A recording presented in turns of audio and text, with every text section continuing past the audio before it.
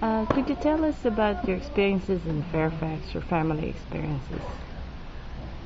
What's important to remember is that I went to a city that no longer exists. It's West Berlin in 1962.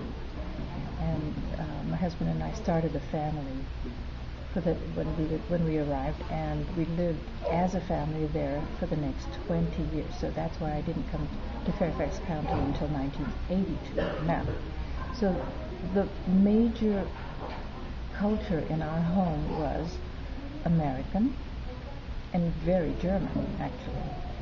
The children are fully bilingual. We are all fully bilingual. 20 years is a long time, and you do learn the language. And by the way, there's no second language helping to people there. We just had to survive and learn the language. So when we came to Fairfax County, by the way, my husband is African American, I walked into the school to register the children. There was myself and the two children, and the first thing they said to us was ESL, like that. And I had never heard of English as a second language, which is ironic because now I teach that to adults. But they walked in and wondered whether we should be in the ESL program.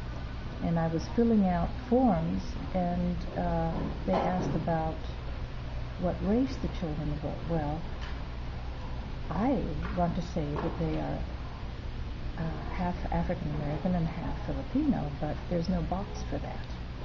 There's only black and Asian and white, and my children are black and Asian, and I said that to the lady there, and she said, you can only check one, they are African American. I said, you mean I had nothing to do with it?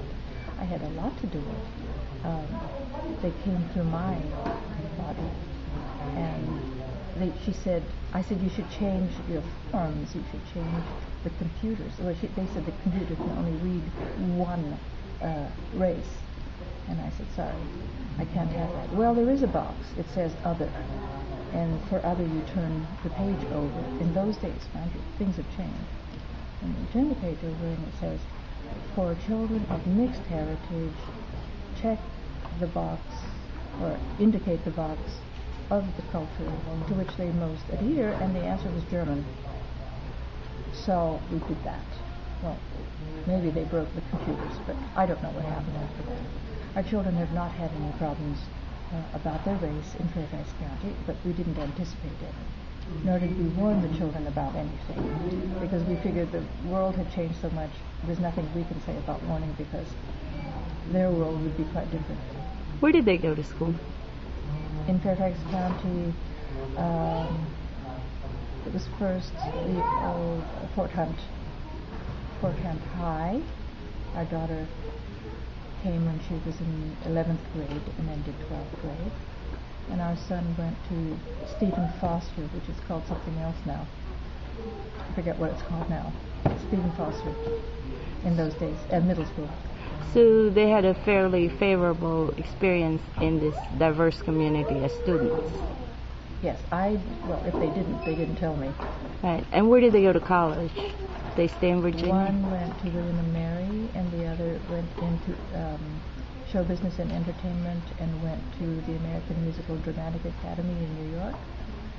Returned to Berlin, her home, and found lots of work and has never come back. Our son got a degree in international studies at William and Mary and is now at the State Department.